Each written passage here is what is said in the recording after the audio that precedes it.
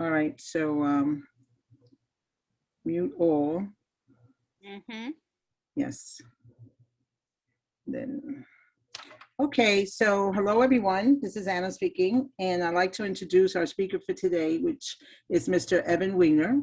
Actually, Evan spoke to us in the month of January on the United States presidents and their impact on sports, which was a great talk, by the way. And today, our topic is women in sports, and it's also in commemoration of the great work that many women have done in the United States, especially being recognized during the month of March. Evan is a journalist, started very young, in fact, at the age 15. He's an author of at least 11 books. He's a contributing columnist and was for many newspapers, like New York Newsday and several newspapers found in New Jersey, Rhode Island, Philadelphia, Chicago, just to mention a few. He also has a podcast titled Politics of Sports Business. And I'm sure he'll let us know more about what he can offer us as well. So welcome, Evan. And, well, thank you, Anna, and thank you, Lucy, for inviting me.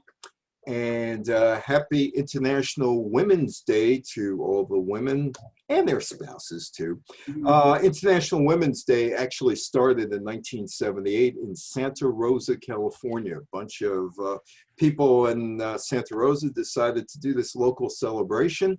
And it grew into this international celebration. Many years later, it's recognized by the United Nations, part of International Women's Month. And every year, I'm usually on cruise ships this time of the year, going down to Caribbean. And I'm usually on celebrity cruise ships. And every year I have to do the Title IX talk because celebrity prides themselves with a woman CEO, a woman captain, and all. And they always say, you got to give that talk. And I said, okay, I'll give that talk. So that's my Title IX talk.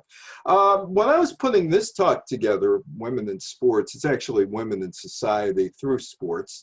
I said, well, you know, what should I do? Well, people know who Serena Williams is today. People know about women athletes, but do they know about the pioneers, the people who were the real trailblazers, who have been forgotten in history, although they, during their time, well, one of them appeared on the cover of Time magazine. Another one was given a ticker tape parade down Broadway, and that was about 95 to 100 years ago.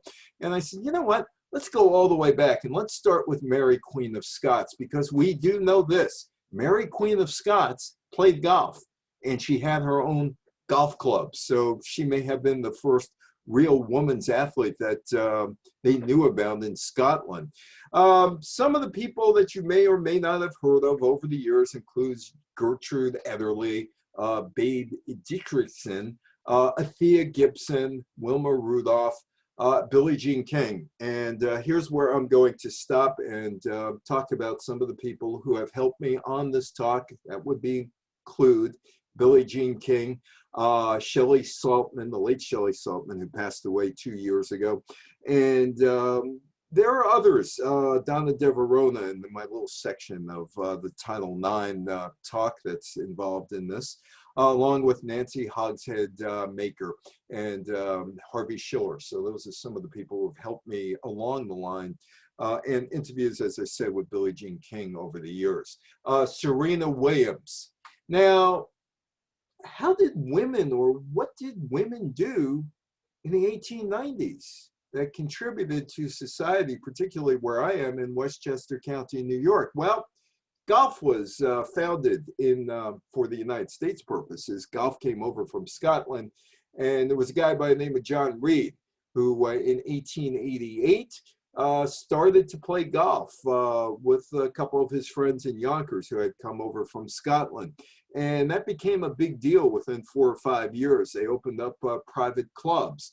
And some of those private clubs are still in existence today, including St. Andrew's Golf Course, which is over on Jackson Avenue on the Yonkers-Scarsdale line off of the Springbrook Parkway. These private clubs were for men only, except their wives were very upset about the fact that they couldn't play golf at their husband's club, men only. The St. Andrews Golf Club, which started in Yonkers, that ended up on Jackson Avenue, near the Springbrook, over near Ardsley and Scarsdale and Yonkers. In 1897, the St. Andrews Club purchased new property over at Mount Hope and built an 18-hole course. The members at the time, the Gilded Age of American history, Andrew Carnegie, the architect Stanford White, and Jack Nicklaus redesigned that course in 1983. That was the first time I was on that course. I didn't play, but I was at the news conference that Nicklaus redesigned the old golf course. And there is Andrew Carnegie playing there in 1899, but women were not allowed. And the women had some means, and they said, what do you mean we're not allowed? You're not allowed. Boys only, men only. Get out of here. Well, they decided, you know what? We're not going to take this. We're not going to take this at all. We got money. There's some land here in Westchester. You know what? We're going to build our own golf course. So in 1895, John Reed, one of the originators of St. Andrews and one of the founders of golf in the United States, his wife Elizabeth and other St. Andrews women decided we're going to lease some land on North Broadway and establish the Sagkill Country Club. Okay, it was there for 1 year, and the country clubs back then don't resemble what country clubs look like today. They were just, on North Broadway's case, apple orchards, and one of the golf courses, there was an apple tree right next to the first hole. So they decided, let's get a better site, and they did. They went to the Hudson River, a site overlooking the Hudson River, and by 1896, they had 100 members. Mostly women, but it was open to men. It was also open on Sundays because St. Andrews wasn't. And in Westchester County, there were all kind of blue laws, which meant you had to be closed on Sundays, which meant baseball players couldn't go to the local baseball field and play because nobody was allowed to do anything on Sunday. But these women had their own idea. They opened up this club and they told men, you're allowed here. And they told men and women, you could play here on Sunday. Well, Sagkill caused a little problem with the Yonkers Police Department because they opened up on Sunday. And one of the players at the Sagkill Club was a guy by the name of Benjamin Adams. And he was arrested for playing golf on a Sunday. And he decided to have a jury trial. He's going to have a jury trial because he thinks he should be able to play on Sunday. And they did have a jury trial. And he won. And he opened the door up for Sunday golf in Yonkers and Westchester County. And the big winners in this thing, in addition to the golfers, were the baseball players who could play finally in Westchester on Sunday. The blue laws, at least for sports, were knocked out. All because a bunch of women decided to own and operate their own golf courses because men said you couldn't play golf with us. 1900 Olympics. It was in the Olympics in 1900, women were allowed to play tennis. Check out that outfit that that woman is wearing. She's wearing a full dress, covering her legs. She's wearing a hat. She looks like she's going to an affair, not a gala affair with other people, not to play golf. But women were dressed up that way when they played golf in 1900.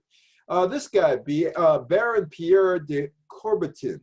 Baron Pierre de Coubertin was the guy who brought the Olympics back in the 19th century. And he ran the International Olympic Committee with an iron fist.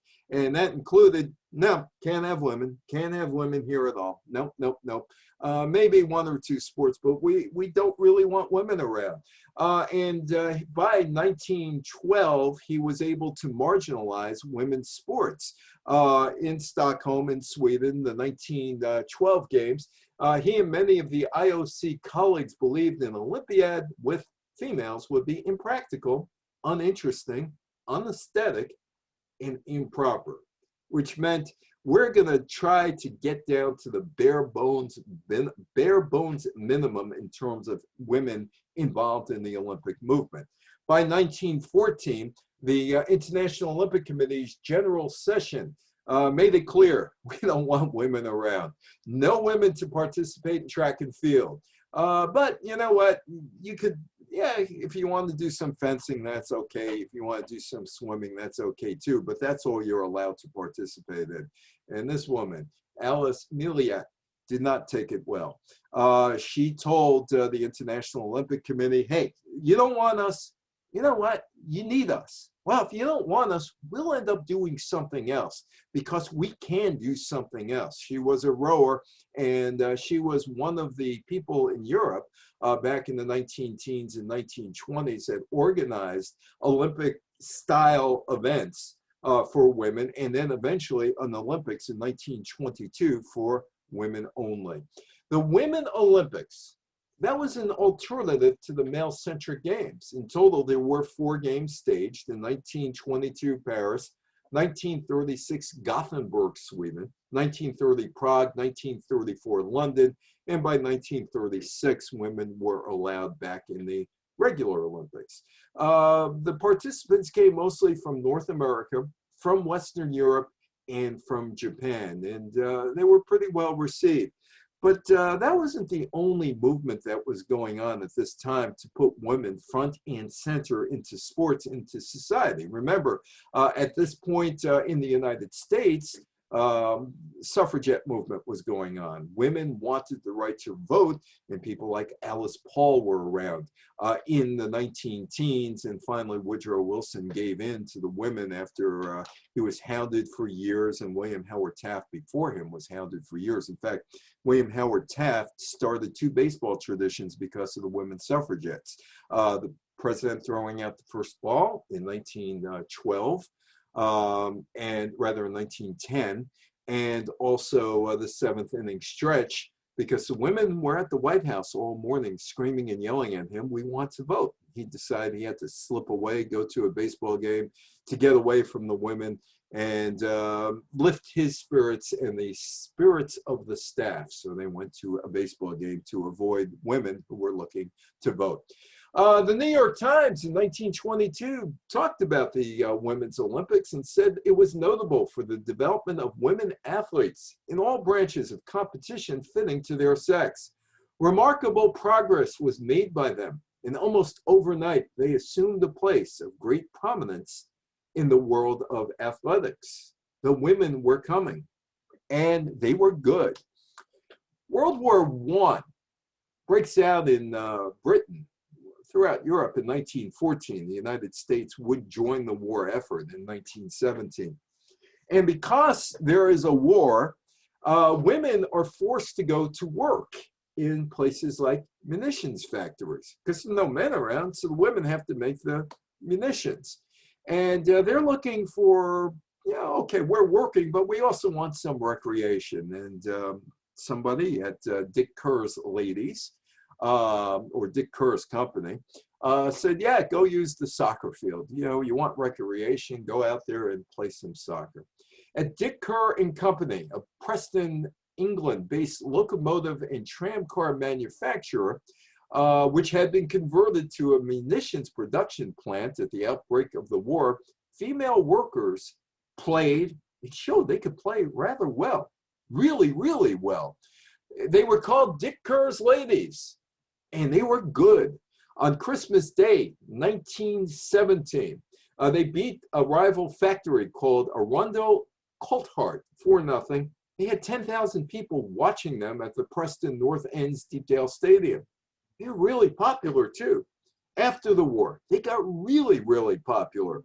Boxing Day, which is December 26th in England and Canada, 1920, 53,000 people came out to watch Dick Kerr's Ladies beat St. Helens Ladies 4-0. They're on their way.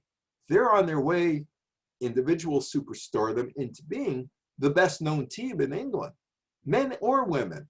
And there they are. That's Dick Kerr's Ladies football team back in the 19 teens and 1920s. I'm not all sure about their jerseys. They kind of look like upside down prison garb, but they were really, really, really good. And they were led by that woman in the middle of the picture with the soccer ball at her feet, Lily Parr.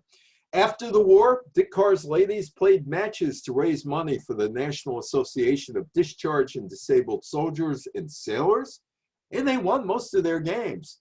And there she is, Lily Parr, 6 foot tall, smokes cigarettes on the field, cursed like a sailor, but may have been the greatest women's soccer player of all time. Dick Carr's ladies hit the peak of their popularity in 1921, and that kind of rubbed the men the wrong way at the Football Association in England, because Lily Parr was the football star, and the team got tens of thousands of fans to go to their more than 60 games a year. That was too much for the men. They were more popular than the women in some cases. Parr started her Dick Carr's career at the age of 14. That's when she went to work for them. Scored 43 goals in her first season. Overall, during their history, they played 828 matches, won 758, lost 24, and 46 ended in ties.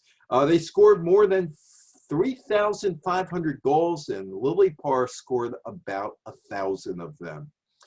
But the Football Association really had a problem with the women. They were just too good. They were just too popular. And the men still ran the Football Association in England. So they decided to pull the rug out from underneath the women. On December 5th, 1921, the Football Association, the governing body of football or soccer, had enough. The FA told the women, go play soccer on a recreational field. Get off our level. Just don't bother here. And besides, you know what? We're not going to give you fields. We're not going to give you referees. You're on your own. And with that started what literally was a 50-year ban on women's soccer in England. Not ladylike. Yeah, you want to be ladies. We decided you're not ladylike. The FA decided that women should not be playing because football or soccer was not quite suitable for females and ought not to be encouraged. And then they found some doctors. They went to find some doctors who did some sort of research, or said they did some sort of research, who said that soccer posed a serious physical threat to women. The men running the FA barred women from playing at the highest levels, and that would stay in policy until 1969, women's liberation and protests, again, a women's movement that started literally by Betty Friedan back in 1963 with the release of the book, The Feminine Mystique, caught on not only in the United States, but around the world. So there was women's liberation and protests around the world, and the Women's Football Association in England was formed in 1969. So it was back onto the pitch 52 years ago for women, like you see in this picture. The FA bowed to pressure and ended restrictions on women playing at its stadiums in 1971, and that officially, in England anyway, marks the start of the modern age of women's soccer. In the United States, it would be in 1972 with the passage of the Title IX enactment signed into law by Richard Nixon. More on that a little later. Oh, any of you have ever heard of the Fairway Flapper? If you have, type it in the box. The Fairway Flapper. Anybody ever hear it? Well, the Fairway Flapper was Edith Cummings. And here she is on the cover of Time magazine. Back on August 25th, 1924, Edith Cummings becomes the first women's athlete ever to be honored by Time magazine. Time magazine would honor people like Sam Huff, if you're a football fan. And remember defense at Yankee Stadium and Sam Huff. Well, that would come in 1959, but Edith Cummings is on the cover of Time magazine in 1924. Edith Cummings was a debutante from Chicago. She had money. She's a debutante. And she also was a golfer. In the early 1920s, the American amateur golf champion Edith Cummings became the first female athlete on the cover of Time magazine, and Gertrude Ederle, who ended up living in northern New Jersey, lived to be a ripe old age, but forgotten, living in northern New Jersey in Bergen County, proved that a woman could best a man in one of the most physically demanding swims in the world, the English Channel. And there is Edith Cummings, and again, note how she is dressed, the long skirt, the jacket over the skirt, the scarf, the tie, and the hat. That's how she was dressed for an afternoon of golf. She grew up around the golf courses in Lake Forest, Illinois. I'm actually doing a talk in Lake Forest next week. One of the first tournaments that she won, she was 17 years old. She and her brother Dexter captured the intercollegiate title twice in the 1920s. But it was her victory at the Women's Weston Amateur that made her famous in 1924. She was on the cover of Time magazine, first for a female athlete. But there's more to her fame than just golf. She is a character in The Great Gatsby, F. Scott Fitzgerald's book, The Great Gatsby, she and her friend. She is Jordan Baker. Her friend is Daisy Buchanan in The Great Gatsby. Somehow, somewhere along the line, whether it was in finishing school in Connecticut or somewhere else, she hooks up with F. Scott Fitzgerald and becomes friends with him because of her friend, Ginevra King, the inspiration for Daisy Buchanan. And he looks at Jordan Baker and he says, interesting character for my book, The Great Gatsby. She's a female golf champion. So he basically fashions or models his character, Jordan Baker, after Cummings. Cummings would eventually drop out of the golf world. She would marry a rich guy who was commissioned by Franklin Roosevelt, as a matter of fact, prior to the run-up of World War II, to find out if Japanese Americans were loyal Americans. He concluded that Japanese Americans were loyal Americans, but internment camps came anyway. Roosevelt didn't listen to him. The first women's superstar was Gertrude Ederle from New York. Born in New York in 1905, she learned how to swim at the city's municipal pools, and also she would occasionally get out to the beach in New Jersey. By her teenage days, she drops out of school and decides that she's going to become a competitive swimmer. She joins the Women's Swimming Association, and she wins her first local competition here in the tri-state area when she's 16. 2 years later, she makes it to the 1924 Olympics, and she's an Olympic participant. But she decided there's more to life than just the Olympics. Bigger goal she had. She wanted to swim the English Channel between France and England, and she would try that in 1925. She didn't make it across the way. She decided she's going to do it again in 1926. You know what? When you have a Broadway play, you start in New Haven, right?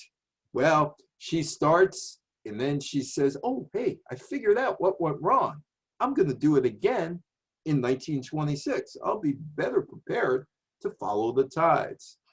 She also designed her own swimsuit for that. Now, here in the 19th century, you're looking at what a woman had to dress like when she went to go swimming. She took off the shoes, obviously, but she had to wear the socks. She had to wear the skirt. She had to wear something underneath the skirt. I don't think she wore the hat, but that was your average swimsuit back in the 19th century, the 1800s. So she decided that wearing a traditional bathing suit just wouldn't cut it because it impeded her. So she designed her own bathing suit. Most women's bathing suits in those days resembled wool dresses with stockings and shoes as they were designed in the 19th century. Except for this woman. No, Annette. See what I did there? Not no, Annette. No, Annette. That is Annette Kellerman. She was an actress. And she caused quite a, maybe, quite a scandal. Banned in Boston? Maybe. Well, let's talk about that a little bit. Wearing a skimpy suit could be illegal. In 1907, allegedly, police at Boston's Revere Beach possibly arrested an Australian swimmer by the name of Annette Kellerman for wearing a one-piece suit that showed her bare legs. But there's no official arrest record available. Kellerman may have made up the story about her being arrested and banned in Boston. But anyway, Ederle, not the big band guy, Ederle did swim. On August 6, 1926, she became the first woman to swim the English Channel. 5 men had swum it before. The challenges included changing tides, 6-foot waves, frigid temperatures, lots of jellyfish. But she did it. She did the 35 miles in 14 and a half hours. And not only did she do it, she beat out all of the previous marks by the 5 men who swam it. She swam it faster than the 5 men. And that made her America's girl. She was the conquering hero. There she is in the Canyon of Heroes, Lower Broadway, ticker tape parade in Lower Manhattan. She returned to America. 2 million people greeted Ederle with New York City's first ticker tape parade to honor a woman. Calvin Coolidge, the president, dubbed her America's best girl, but fame is fleeting, as you know. And she was on top of the world very briefly. She was knocked off that perch by Lucky Lindy, Charles Lindbergh's solo flight across the Atlantic in 1927. And she, along with all these other women athletes, became forgotten, particularly during the Depression. Women's sports seemed to have ended, except for her, the babe. That is Mildred Didrikson Zaharias, or the Babe. She acquired her nickname during a Sandlot baseball game, or Sandlot baseball games down in the Dallas area, with neighborhood boys who thought she batted like Babe Ruth. She was a talented basketball player in high school, and she was, well, I don't know if recruited is the right word, but she actually went to work for the Employers Casualty Company of Dallas during her senior year of high school in 1930, not because she was a great employee, but they had a semi-professional basketball team known as the Golden Cyclones. And she was great. And they wanted her on the team. And she made the team. And, oh, by the way, here's how you make money. You got to work for us. Between 1930 and 1932, she led that team to 2 finals and the national championship. She was an All-American each season. In 1932, the American Athletic Union Championships, she placed in 7 events, this leading up to the Olympics, taking first in 5, the shot put, javelin, baseball throws, 80-meter hurdles, and long jump. She tied for first in the high jump, but finished 4th in the discus throw. And there she is with the AAU going into the Olympics.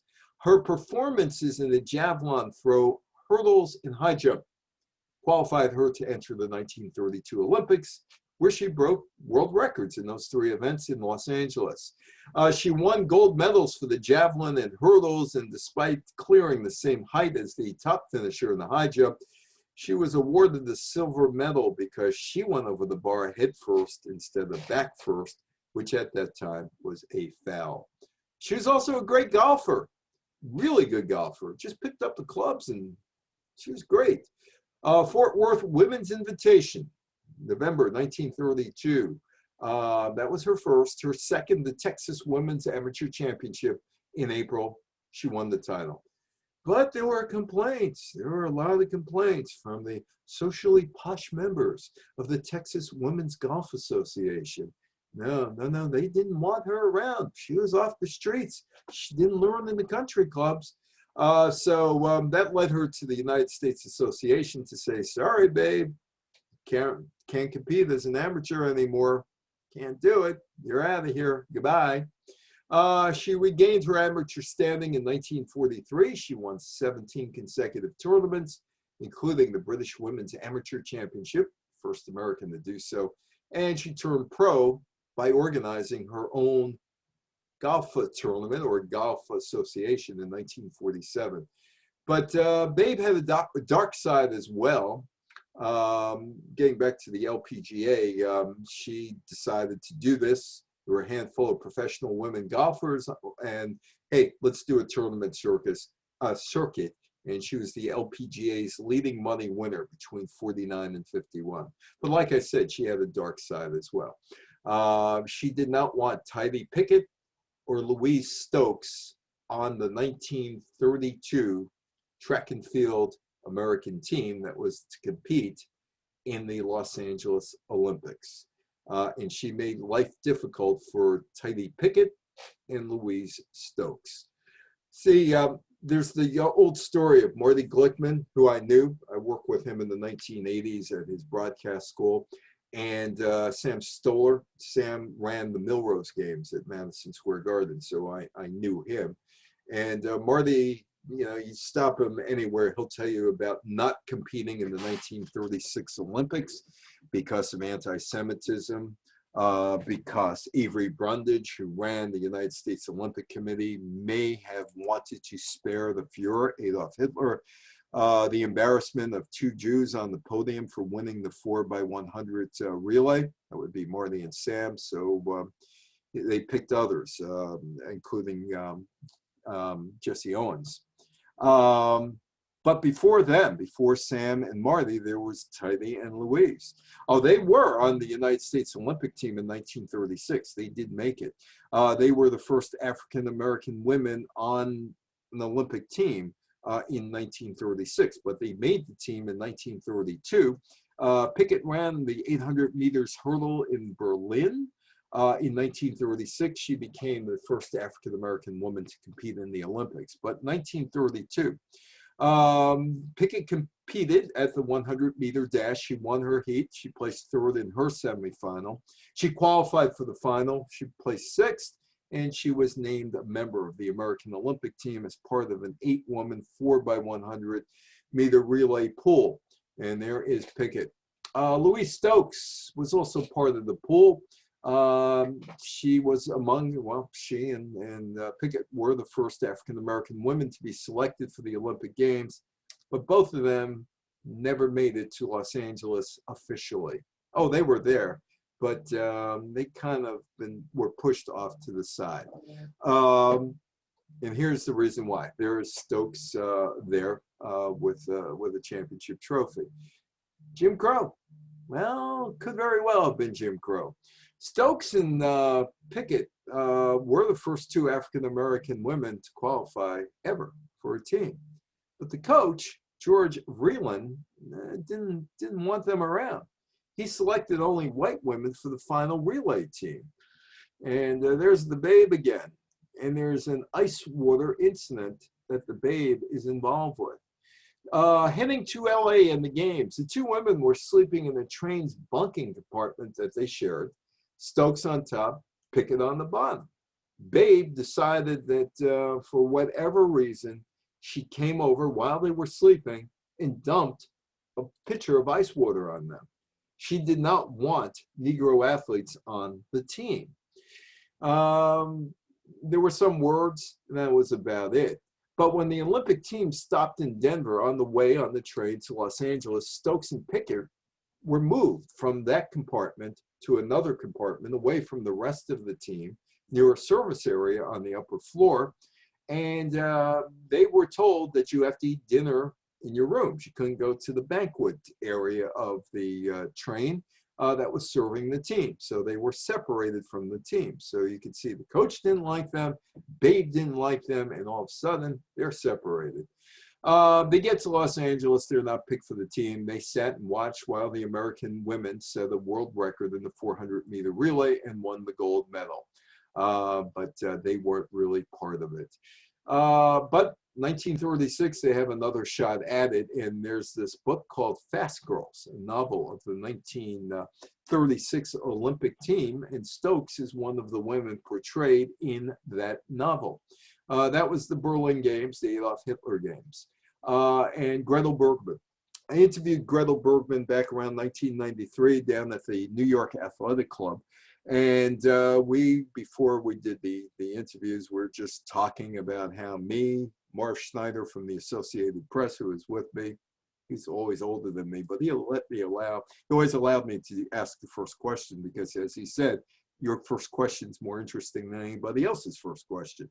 And Margaret Lambert, which is what she was known in America, but she was Gretel Bergmann in Europe, competing for the German national team. And she won all of the heats going up to the Olympics and should have been on the German national team. But 2 weeks before the Olympics began, the German officials told Gretel, nah, you're not making this team. You're not making the team at all. She had equaled the German women's record in the high jump, and the Germans sacrificed a chance or more than one chance for a gold medal by severing her from the team. So I am down at the New York Athletic Club with Marv and Margaret at this point, and we're just talking now before the interviews session was starting. And I said, 20 years ago, neither you nor me nor Marv really would have been welcomed into this building. And she said, well, better here than in my old place. I'm never going back there. I'll have more on that in a minute. And so the interview session starts, and I have a question, but it's a one-word question. It's a one-word question, and she was ready to handle it. Why? Why? I knew the background. And she said, I needed to show my people all our rights were being taken away. I mean, every day, systematically, our rights were being taken away. We had to wear Jewish stars, and with Jude on there, and we had to wear special clothes. It was getting worse and worse and worse and worse. But I'm on the team, and I needed to show our people some ray of hope. Things were getting so desperate. I knew I was never going to make that team. I was never, ever going to make that team. But I took it upon myself to give a ray of sunshine to my people. My people were being so devastated, so devastated. And I knew I wasn't going to make the team, but it didn't matter. We had to do something. I was the great Jewish hope, but she wasn't. She did flee to the United States with Bruno Lambert, Dr. Bruno Lambert, who was a fellow athlete, who she met in Europe. In 1937, Gretel Bergmann was able to obtain papers that allowed her to immigrate to the United States, Ellis Island. She landed in New York City with $10, no more than $10, because that's all you could have. Leaving Germany, $10. You have to leave everything else behind. She gets there with Dr. Bruno Lambert, also $10. So she had to work as a masseuse, a housemaid, later as a physical therapist. And there is the happy couple in the United States, a new life for Dr. Bruno Lambert and Gretel Bergmann, who has now gone back to her original name, Margaret, and taken Bruno Lambert's name. She would continue in sports. She'd win the 1937-1938 U.S. Women's High Jump. In addition to the shot put championship, she married Dr. Bruno Lambert in 1938, and they both became citizens in 1942 of the United States. But 1940, no Olympics. 1944, no Olympics. 1948, she's too old at this point to compete in the Olympics for the United States. So she would fade into obscurity until she was inducted into the Jewish Hall of Fame at the Wingate Institute in Israel in 1980. And people began to look at Gretel Bergmann again. And 13 years later, I was able to talk to her. And a couple of years after that, HBO was able to do a special on her. Russ Greenberg and Fuchs over at HBO did a special on her. It took them a while to convince her to go back to Germany. But before she went to Germany, the United States Olympic Committee and the International Olympic Committee, neither group known for generosity, decided that she should get a medal for missing a medal in 1936. So at the Atlanta Games in 1996, she was given a gold medal for presumably what she would have won in 1936. Fuchs and Greenberg persuaded her to return to Germany in 1999 as part of a special that they did, which was released in 2004 called Hitler's Pawn, P-A-W-N, Hitler's Pawn. She went back to a stadium in Lapham that was named after her. That's where she used to train. She was named, it was named in her honor. The special came out in 2004. She passed away at the age of 103 in Forest Hills in 2017. Gretel Bergman. The story ended up being better than it should have ended up.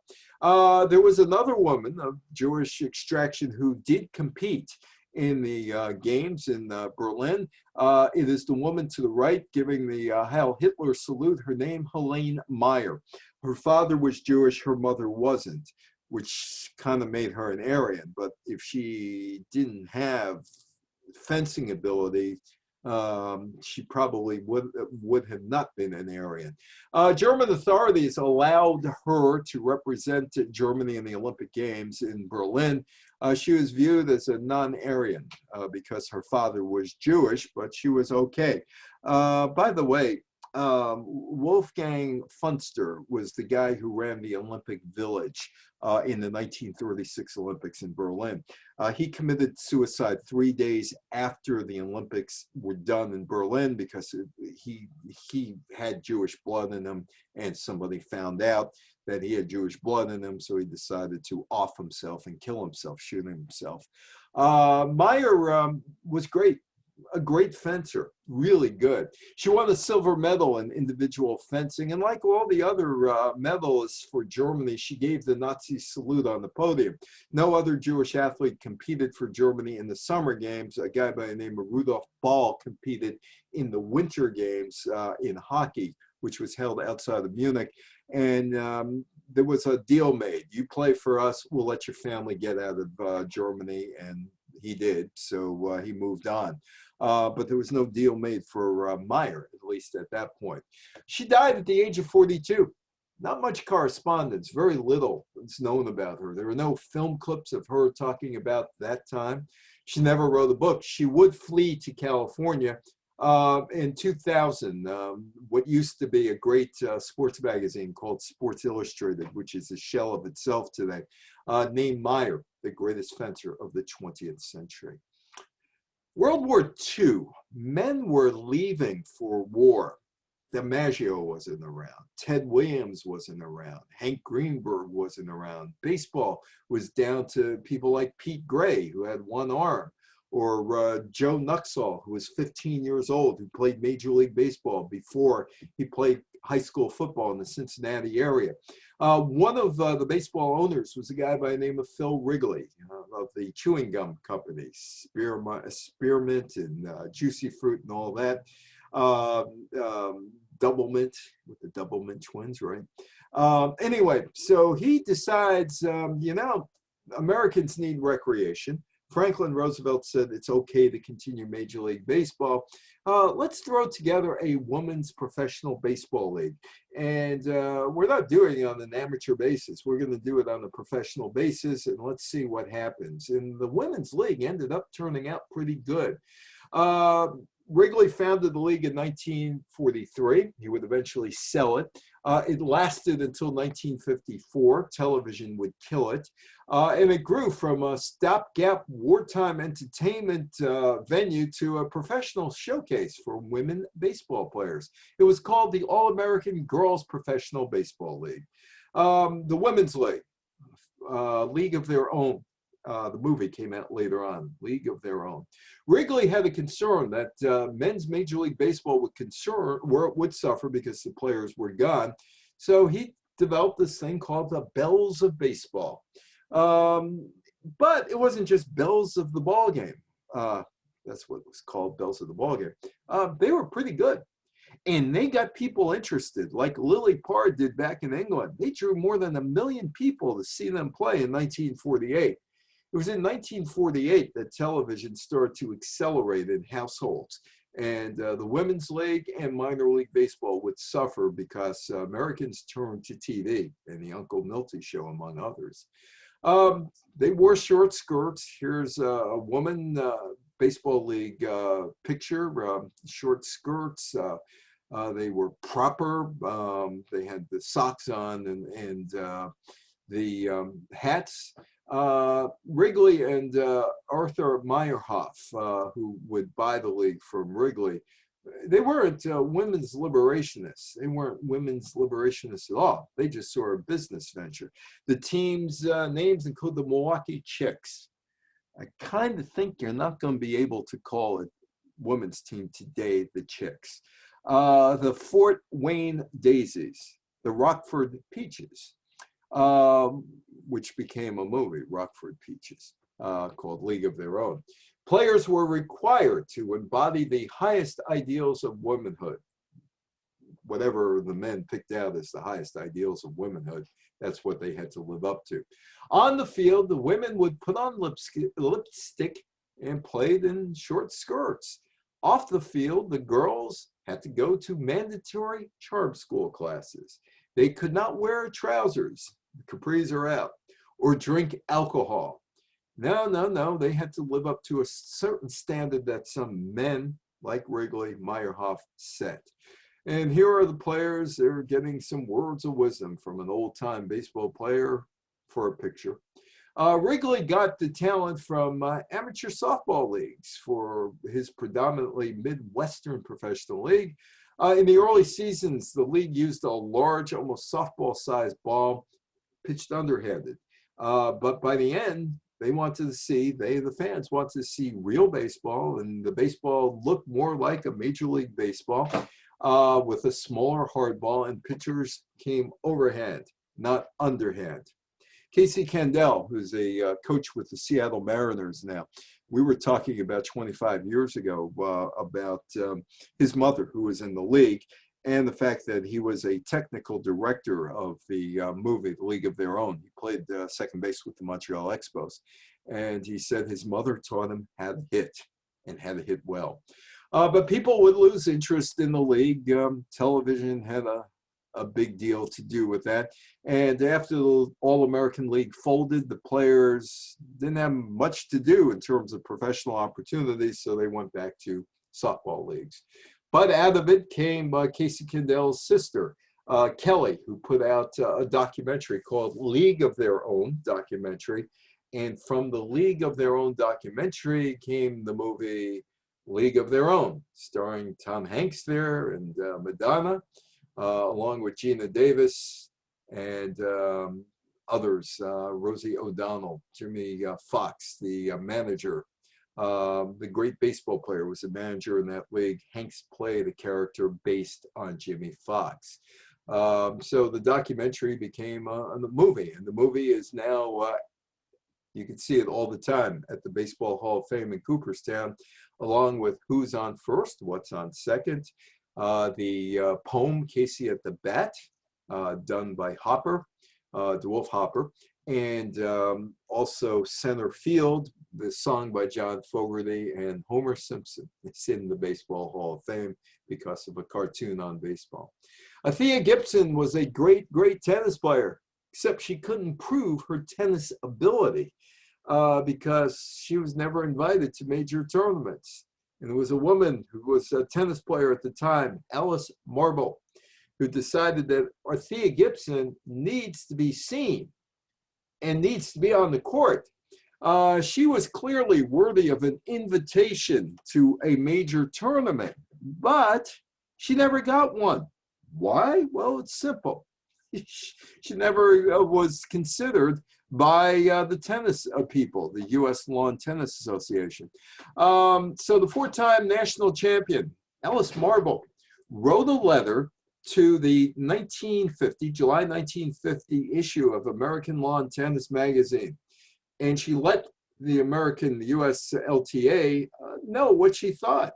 She said, noting that a committee member had told her that Gibson, after she asked, why isn't Gibson there? The committee member said, oh, Gibson would be judged on her performance at invitational tournaments. But of course, she wasn't invited. And so Alice Marble sent a letter saying that Miss Gibson is over a very cunningly wrote barrel. she's not being judged by the yardstick of ability, but by the fact her pigmentation is somewhat different. She's a fellow tennis player and as such deserving of the chance to prove herself. She did. She won some major tournaments. Wilma Rudolph. She overcame a lot, an awful lot in her life to get to where she got in the Olympics, and also racial discrimination. She was one of 22 children, and she should never have succeeded. She was constantly surrounded by support and care because she needed it, because she had poor health. She had polio. She had scarlet fever. Polio forced her to wear a brace on her leg.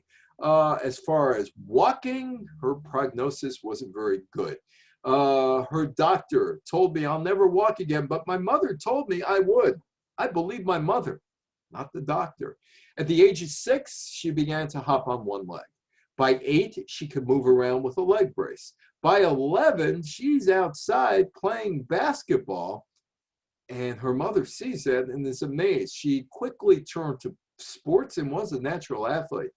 And there are some of her winnings from the Olympics. Wilma Rudolph competed in the 1956 Olympic Games, won a bronze medal in the 4x100 relay. 4 years later, she went to the Rome Games in Italy, the Summer Games, and she had a great performance. She won 3 gold medals, broke at least 3 gold records, became the first American woman to win 3 gold medals in track and field in the same Olympics. And she goes home, and they're going to honor her with a parade, except she goes home to Clarksville, Tennessee. Clarksville, Tennessee was a rigidly southern United States town where whites and blacks did not mingle. So there's a problem with this parade. They want to honor the hometown hero, but it can't really be done because of Jim Crow laws in the South. So she said, listen, if I'm going to do this homecoming parade, it better be open to everyone and not a segregated event, as is the custom here. Her victory parade was the first racially integrated event ever held in Clarksville, Tennessee. And then there was a banquet that night. And again, it couldn't be segregated. It was the first time in Clarksville's history that blacks and whites ever gathered together for the same event. And the town kind of mended its differences over the years, thanks to Wilma Rudolph. It's my father-in-law with Billie Jean King. That's probably back in the 1980s. My father-in-law was such a groupie. He went out there and he took pictures whenever I went out to a function. And I'm glad he did because I could use the pictures, except he hardly ever took pictures of me. I do have a picture with Muhammad Ali. Billie Jean King, civil rights pioneer or not, I've always argued that Billie Jean King was and is a civil rights pioneer. And I'll tell you why. She's not up there with the Reverend Dr. Martin Luther King Jr. Or others like John Lewis and others, Julian Bond, but she's up there. She is up there. Her role in the civil rights movement, it's for women, is clearly defined in the 1960s. She pushed for equal prize money in the men's and women's matches after winning the US Open over in Forest Hills in 1972. She was paid $15,000 less than the men's champion, Ilie Nastase. She said, I'm not coming here in 1973. You better give me the same money or else. They did. They were the first tournament to offer men and women equal prize money. She put her career on the line to gain equality for women in terms of equal prize money. The 1960s in Title IX, her aggressive equal rights stance in the 1960s was part of a sea change. The sea change, starting with, well, maybe the pill in 1960, or maybe Hugh Hefner in 1961, or more birth control that came in the 1960s. And Betty Friedan, Feminine Mystique, and Gloria Steinem, and Bella Abzug, and the National Organization of Women. Title IX of the 1972 Education Amendments changed women's sports and opportunities for women in educational opportunities. The mistake made, just should have left it educational opportunities, not sports, as my friend Donna De Verona has stated over the years. The Boston Marathon, 1967. Now, men and women, they do run in the Boston Marathon today. Catherine Switzer, ran in 1967 and was nearly beaten up for it. Catherine Switzer grew up as the daughter of an Army major in the United States Army. She wasn't allowed to fail. She was at Syracuse University in 1966 and decided, you know what, I'm going to run the Boston Marathon. Oh, you can't run? You're a fragile woman. You're dainty. You're the weaker sex. You can't do that. You can't handle it. So she trained in secret and entered the race as Kay Switzer, not Catherine Switzer. Take a look at this picture. When I'm live with people, I ask the question, and I'll give you 5 seconds if you want to type that in or not. You could do so. Are you witnessing what could eventually be an assault by Jock Semple? Yes or no? You witnessing one? I'll give you 5 seconds if you want to. That's why I like being in person, because I could go around the room and hear whether or not. Well, okay, we got one in chat. No. Well, actually, you are witnessing what could have been an assault. Let's talk about it a little bit. Jock Semple was really, really upset. A woman was in the race. And Kay Switzer brought with her some people from Syracuse, like her then boyfriend, who was a nationally ranked track and field star at that point, to make sure things like this weren't going to happen. And that's Semple behind her, about ready to push her face first down into the concrete in an attempt to not only remove her from the race, but to injure her. If you're going face first into the concrete, you can break teeth, you can break your nose, you can break your jaw. The people tried to pull her out. Semple tried to remove her physically, but her boyfriend, a nationally ranked hammer thrower, was running aside her to make sure nothing happened. Switzer finished with a time of approximately 4 hours and 20 minutes. And by the way, Jock Semple got knocked to the ground. And Switzer was worried that her boyfriend at the time was going to be arrested for assault, because he took great relish in tackling the old man, Jock Semple, but nothing happened of that. Nothing happened, but yeah, it could have been an assault. Patsy Mink, while Billie Jean King is over in London trying to get rid of old Wimbledon traditions, and Kay Switzer is in the Boston Marathon. Well, she's trying to use the congressional gym because she's a congresswoman from Hawaii, and because she's a woman, she can't use the congressional gym. Title IX comes about, or the foundation of Title IX comes about in the 1960s. Patsy Mink in that picture, Edith Green in this picture. Also, Ted Stevens, the senator from Alaska, and Birch Bayh, the senator from Indiana, running with the Purdue track and field team. Let's talk about Patsy Mink, the congresswoman from Hawaii. She graduates Maui High School, 1944, valedictorian of her class. Great student. She also played basketball, half-court basketball, because, you know, if you play full-court basketball and you got to run 48 feet as opposed to 96 feet, it's easier because, you know, women are dainty little things. They're frail. They're the weaker sex, although they outlive men in most instances. Just listen to one of the old Alan King routines. Outlive by. Alan King. That's a really funny routine. Survive by. Anyway, Title IX, 1972. No person in the United States shall, on the basis of sex, be excluded from participation in, denied the benefits of, or subjected to discrimination under any education program or activity receiving federal financial assistance. Richard Nixon. Oh, Richard Nixon. I knew Richard Nixon. I dealt with him. From 1985 to 1988. Richard Nixon signed the Title IX legislation into law, June 23rd, 1972. It was designed to give women an equal opportunity to get an education in American colleges and universities with men. It also changed women's sports. That was a problem, as Donna Deverona once told me. I should never, or we should never, because she was one who helped push the bills, said sports in there. We should just left it generally as education, because sports would cause a lot of problems through 2007 for Title IX. Men no longer got 95% of the dollars earmarked for sports, which caused friction in the men's coaching fraternity. A good number of those coaches thought Title IX took away their ability to get the best athletes for their team because they were unable to spend scholarship money solely for men's teams.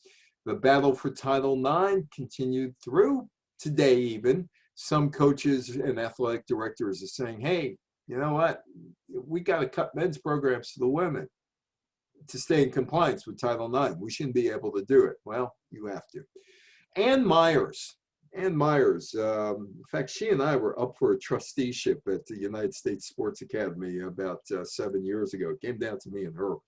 And they called me up and they told me, and I said, she played professional basketball with the Indiana Pacers in preseason. She was the first woman ever to get a scholarship to college sports. She should be on, not me. Ann Myers became the first ever female athlete to receive a 4-year athletic scholarship to any university. She signed officially to go to UCLA, University of Southern California, Los Angeles, 1974, 2 years after Title IX passed. 1979, she signed a contract with the Indiana Pacers of the NBA, but failed to make the team. Donna Deverona won 2 gold medals in the 1964 Tokyo Olympics in swimming. She had the marks. She had the ability. She was turned down at Stanford University for a scholarship. The money went to men. Bernice Guerra, in the mid-1960s, she was a housewife in Queens. She wasn't happy with her lot in life as housewife in Queens. And one day she's talking with her husband saying, well, what should I do? Well, what do you like? I don't know. I like baseball. Well, why don't you become a baseball umpire? And she went to umpiring school and did rather well in umpiring school. And in 1969, she received a contract from the National Association of Professional Baseball Leagues to work in the Class A short season New York Penn League for 1969. But she would get a letter from the NAPBL president, Philip Pitton, saying, contract disapproved, invalid. Sorry about that. Hate to be you. Lost the opportunity. Goodbye. She didn't take that sitting down. She decided to fight it, and she did for 3 years and got the okay from a court to become a professional baseball umpire in the New York Penn League in 1972. It was met with a lot of resistance, an awful lot of resistance. She was at a hotel. Geneva was playing Auburn, upstate New York, little towns, Finger Lake towns. And there were pickets in front of her hotel saying that a woman's place is in the home, not behind home plate. And they were kind of nasty, yelling all kind of stuff at her. But she gets to go onto the field June 24th, 1972, game between the Geneva Rangers, a Texas Rangers affiliate, and the Auburn Phillies. So she survives being harangued by the protesters. She survives by not getting any help from her fellow young men umpires who gave her no help. But she gets on the field on June 24th.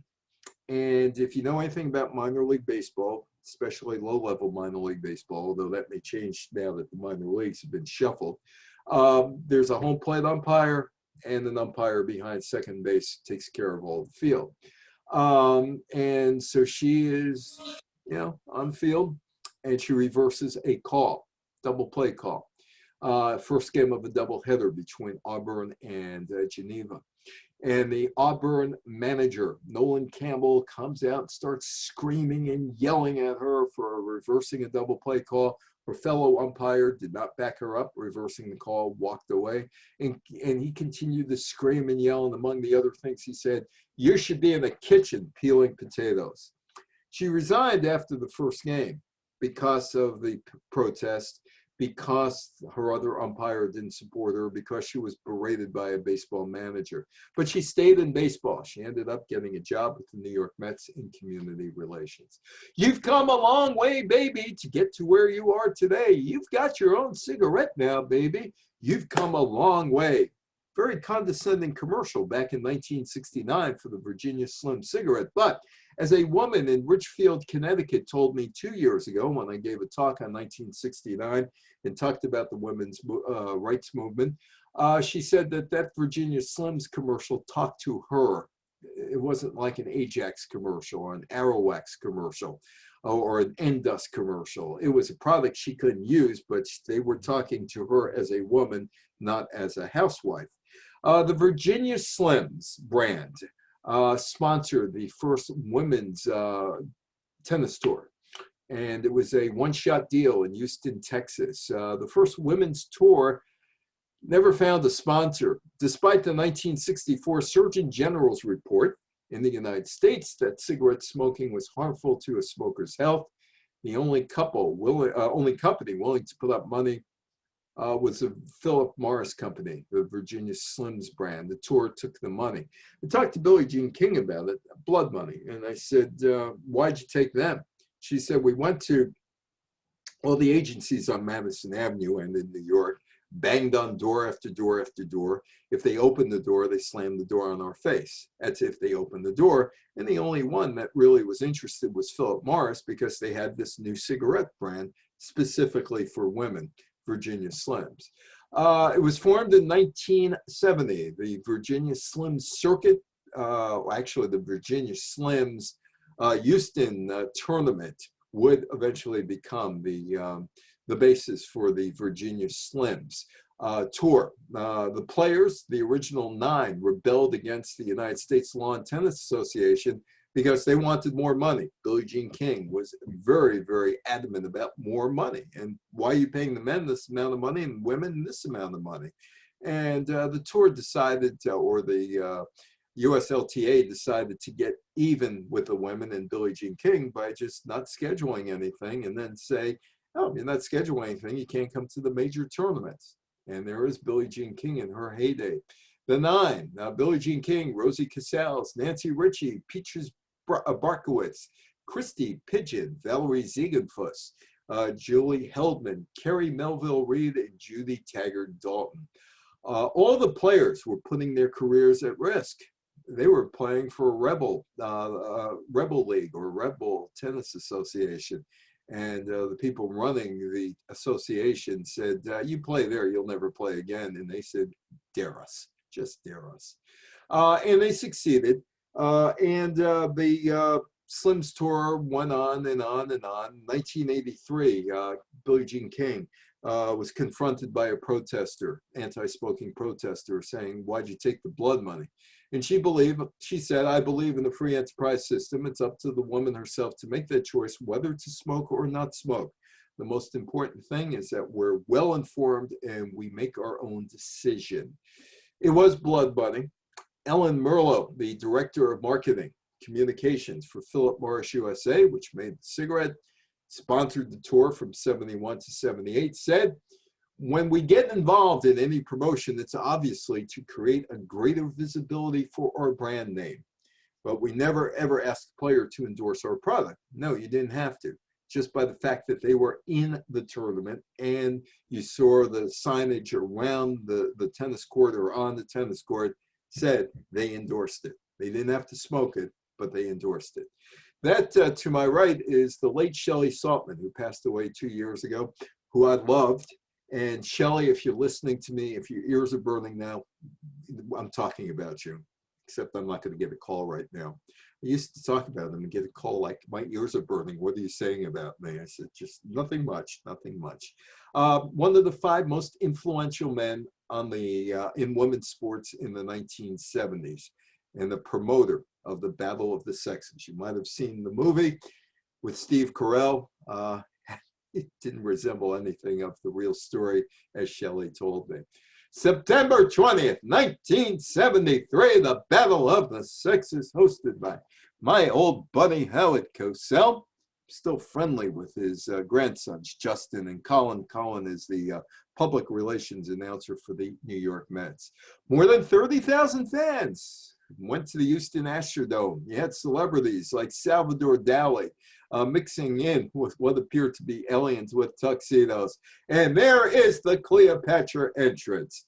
Shelley came up with this. It is Billie Jean King being brought into the arena by 4 young Rice University athletes as they carry her the Cleopatra entrance. And there is Bobby Riggs.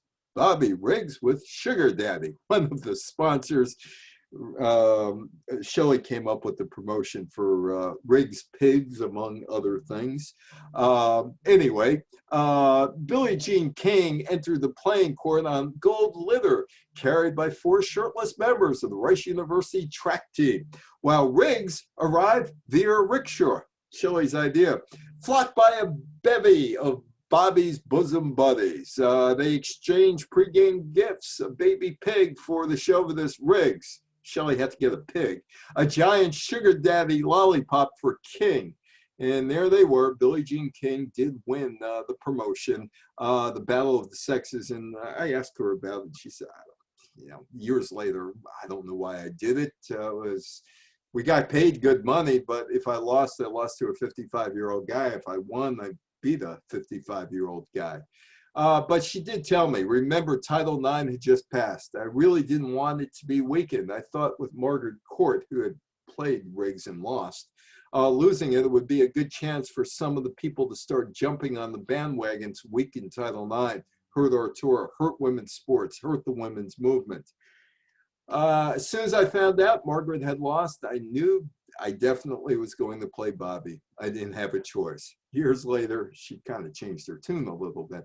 That's how it goes. Oh, my old bunny, how it goes. So, Cosell asks Bobby Riggs, why are you going to win?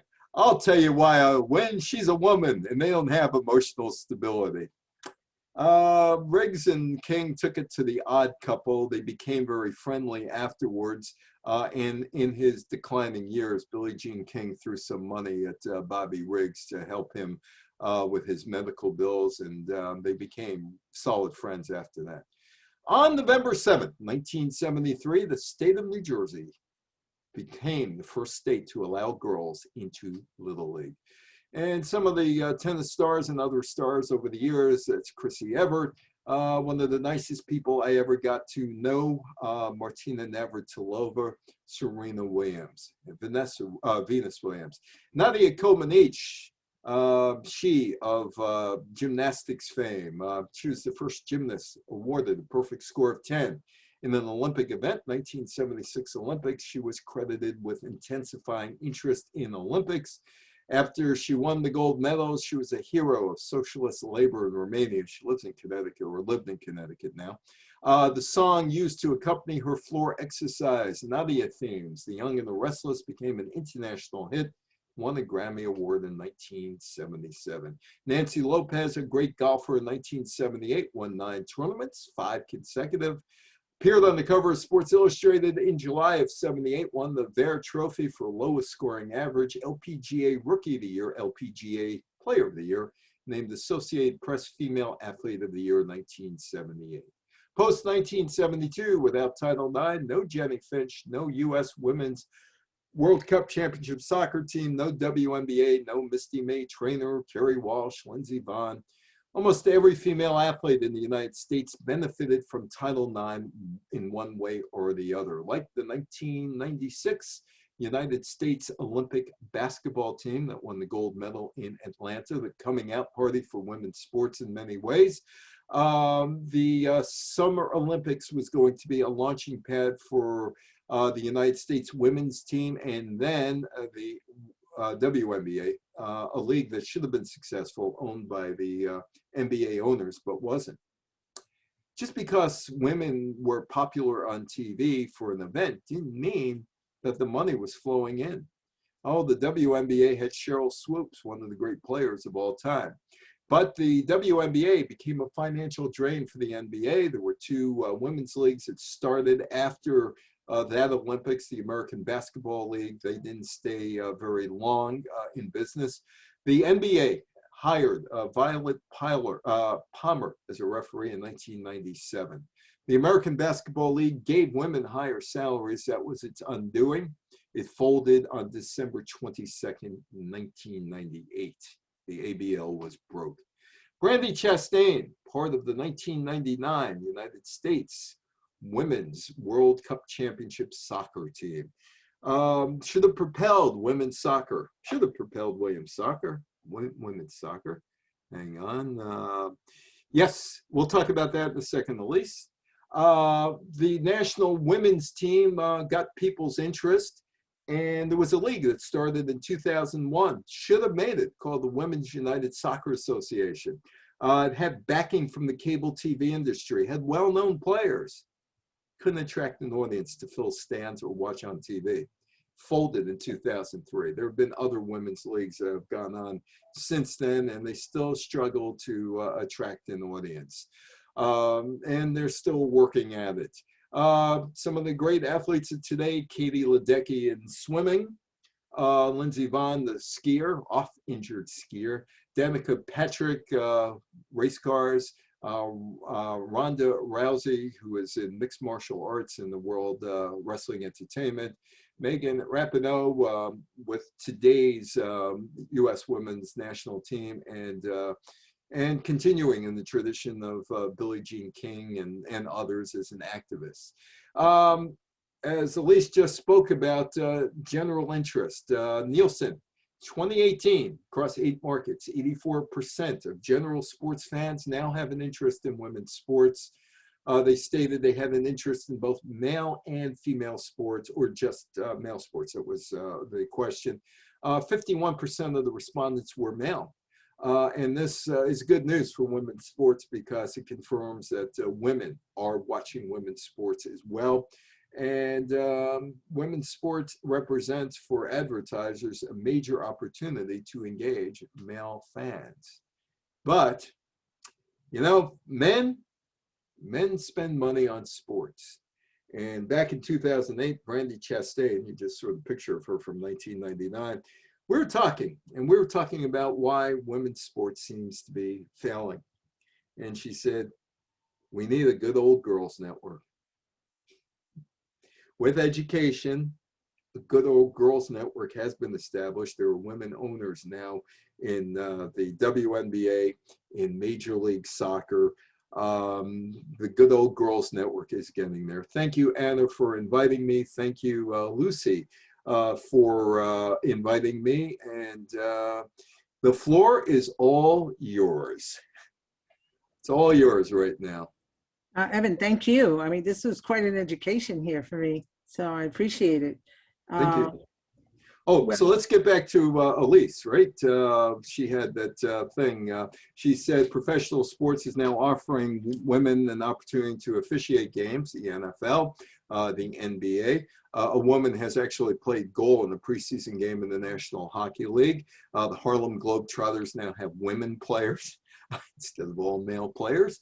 Yeah, there's a coach in terms of in the NBA. Yeah, there are more opportunities. The Miami Marlins have a woman general manager. So sports is more inclusive than it was, but there's still a way to go. Can I just jump in for a second? Yeah. There's 2 things. First of all, it's really interesting. I loved it, and I love the fact that you started way back. Thank you. I'm definitely looking into those 19th century swimsuits after the COVID-19 pounds that I gained. The other thing is I have a cousin who plays for the Columbia University basketball team. She's wonderful. It's exciting. We go watch the games with my grandson, and really there are many men in the stands as well. It's just a really fun, scrappy, hardworking group of women. Unfortunately, can't play this year. I haven't played this year, but hopefully we'll get back to it for the next season. Somebody else had their hand up. That was probably me. Oh, okay.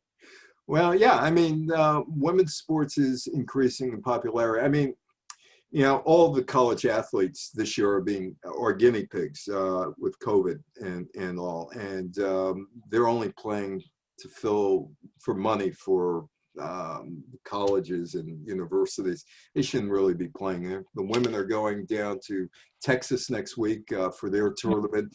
No masks, no social distancing. You know, it's insane. It's absolutely insane that they're putting these people in harm's way. Oh, well, we're going to have distancing at the hotel and everybody's going to have masks. You know, it just, you know, for television money, they're going to put some people's lives at risk. So wait until next year. Wait until people get vaccinated and, you know, and they figure out therapeutics for COVID-19. Can we have contact information? Well, you could go up to Google and look me up. And my email is evanjweiner, evanjweiner@gmail.com.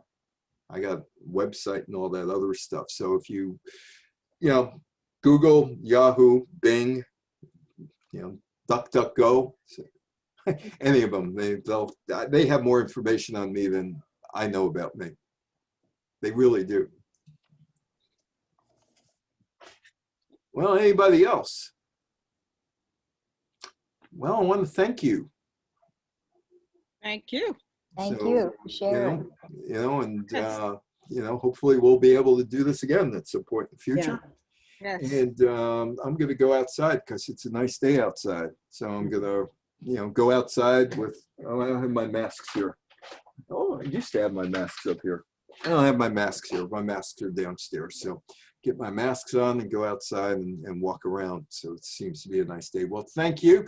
Thank you, everybody who came. And thank you, who's that? Gwendolyn, thank you. And Ronnie, thank you. And we'll see you somewhere down the road. Have a good day.